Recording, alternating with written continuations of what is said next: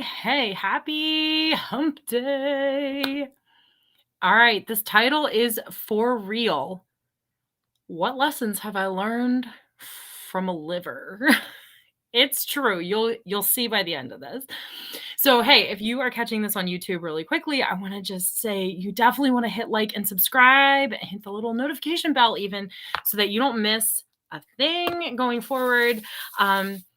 I get on here live a couple times a week to share with you some of what I'm learning on the way of my own healing and extra tidbits too, as I come across information, stories, adventures in healing Lyme and tick-borne illness holistically. But spoiler alert, healing is more than just healing a disease or finding a root cause and dealing with it. Healing is a nonlinear, layered approach, individualized to you, but is also a situation where you can and should become the expert of your own healing journey. So join me today as I set the stage for my environment. Today on tap, we have some Valor Essential Oil, a favorite go-to anytime I go live or do anything that requires even a sliver of courage. All right, my friends, let's talk about livers and lessons therein. The whole gist of this conversation is all about the fact that healing is very much a physical thing for the most part. For any of us that are dealing with a medical diagnosis that we want to improve our wellness despite of or heal from. But healing is never only physical. And today is going to be some thoughts about that from my own life and my own stories. I actually have been thinking a lot about this topic because emotional components to healing are very prominent oftentimes, but often overlooked or even ignored or hard and scary to deal with. And I've been realizing lately, I've known it for a long time, but that I need to address some emotional healing for myself as I'm continuing to physically heal as well, because they're not separate entities. They're actually kind of intertwined. For example, did you know this? The liver is a big deal to me right now because the emotion of anger is often stored in the liver or manifests through the liver. Yes, it's true. There are different emotions that come with different frequencies or energy around them because everything molecularly is energy, okay? Everything is in motion and movement. And oftentimes that emotional energy, we'll call it, is aligned with certain organs or systems in our body and often manifests physically. And this is exactly what I mean by emotions and physical needs being intertwined in the healing process. And so I have been endeavoring to address some of those things for myself and to also consider physical symptoms I'm having in light of emotional causes or reasons. And that has shaken up my healing world. I'm no expert on this topic, but I actually have a really great book that I recommend to everybody. Releasing Emotional Patterns with Essential Oils. This one in particular utilizes oils to help heal the connection between emotion and physical manifestation. That doesn't have to be the way you choose to approach it, but it certainly is how I find it most effective to approach it and simple. It's super simple. I grab my oils, I grab my resource, and it helps me figure it out or at least try something. Even if I'm wrong, what have I had to lose? A few affirmations and some oils? Okay. I can move on to another idea then, But I wanted to show you some thoughts about this because actually, I think I don't know if I was in full denial or just not making the connection, even though I knew about this book and I knew about the emotional physical connection in my own world with my own anger. I hadn't been necessarily addressing it as a liver issue as well, or a liver detox needed as well. And I could mean emotional detox. Any kind of detoxification of bad juju, whatever, like anything. And then it dawned on me, recently that I actually know someone in my inner circle who has this unspecified, uncharacteristic liver disease.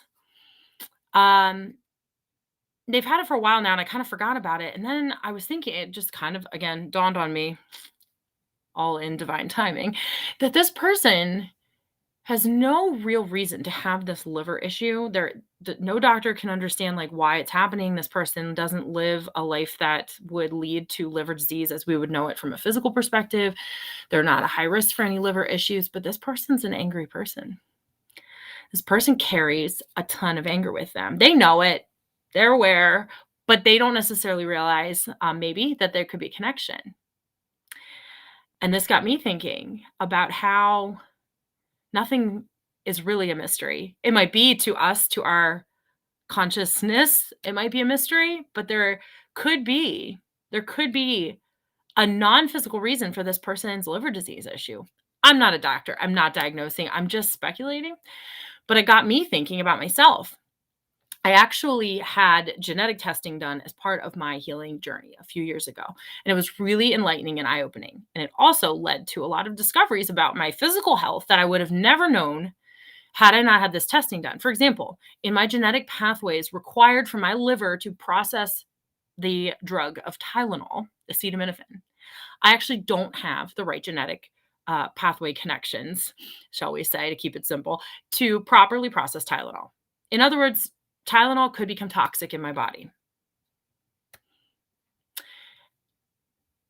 Is this a manifestation of a physical problem, an emotional problem, just a genetic thing? I don't know. I may never know for sure. But it definitely tells me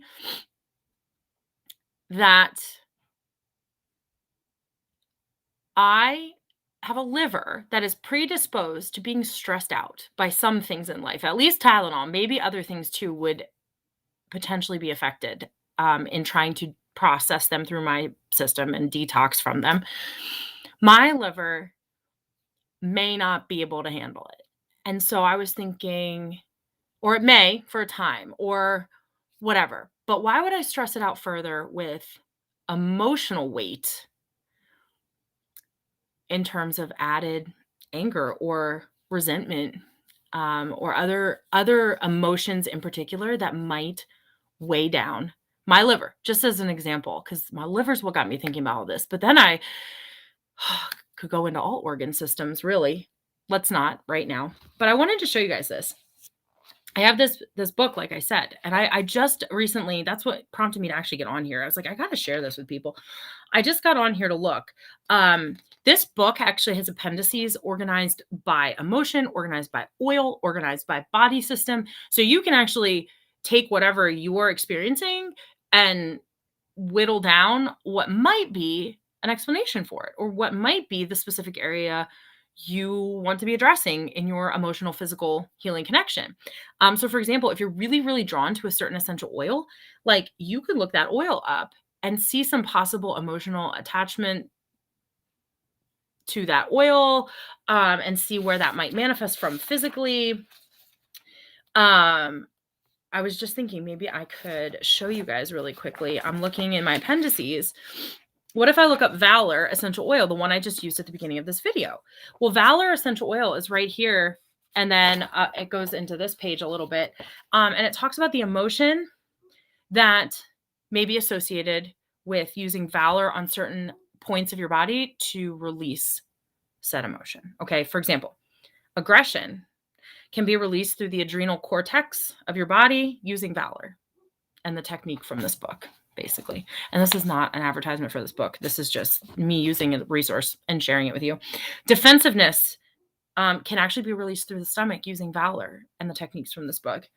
Fear of conflict, inability to cope, losing a battle, persecution feelings, resignation, withdrawn. Those all could be feelings held in your body at various points: kidneys, diaphragm, pineal gland. Each emotion has a specific point in the body that is most likely to be most effective for releasing that emotion, using this oil, for example. So I could go through oils that I'm drawn to and see if that resonates with me on an emotional level, that there's a connection. I went to the physical appendix to look up the liver area. And I also came across the hepatic duct, which is a liver duct in your body, so associated with the liver and its system of functioning. The hepatic duct actually can be associated with the emotions of misery, hate, and resentment. Oh, that's lovely. But there are some oil suggestions here for releasing that, which is awesome. Joy oil, ledum, lemongrass. Easy. I have all of those on hand, in fact. But then I go over to the liver. I'm looking right here on this page. The liver has a few emotions associated with it. Like I said, they're going to sound angry to you. One of them is anger. The other is obstinance and violence. I'm not a violent, super obstinate person. But if I'm honest with myself about struggling with some anger over the years and maybe not releasing it fully, I could grab purification, it looks like, for anger, and use it on my liver and as the alarm point, as they call it, the point of contact for the oil. And there's a whole instructional part to the front of the book about how to release the emotion most effectively. But at the very least, I would probably include like an affirmation from this section of the book, which is associated with emotions. Let me just go to anger. It's in alphabetical order. If I go to the anger emotion, it talks about the other side of it being laughter, the way out affirmation being my direction is clear, the oil purification, like I said, and the alarm point or the area of the body, the liver, like we were just talking about. And so I could use that technique of choosing laughter, even if I'm forcing laughter, saying the affirmation, my direction is clear, or choosing one that works for me, using purification on my liver at the same time, and having a little 10-second experience a few times a day of working on releasing that essential oil. No, working on releasing that emotion for physical healing and emotional healing very easily and effectively. How cool is that, right? So I thought maybe you'd like to hear this little journey of mine, discovering what my liver lessons are these days. And it's not just me. Like I said, I'm noticing in people around me that there could be a correlation. There could be something more to what we think are mysterious physical symptoms in our lives that actually might indeed be related to buried or unreleased emotional patterns, which we all have. So think about that. I'd love to hear. What do you think? Now that this seed has been planted in your mind, is this the first time you've heard about it? And what do you think right now might be an emotion that you might be holding on to? Over in our Limey and Crunchy group, I'm actually going to open up this discussion to look into some emotional alarm points for people. I'll pull out my book and look at that with people. It's part of what I do in my coaching. If it's something my client wants to work on and work through, we pick up the book and we work through it together. So I'd love to hear what your thoughts are about what you're going through, what your next steps to healing are, and what they involve on an emotional level for you potentially. And we can even look into what that might mean physically. Cool, right? More pieces of the puzzle coming together, more layers being uncovered, more healing to be had. Right, my friends? Have a great rest of your week. Cheers to your healing journey.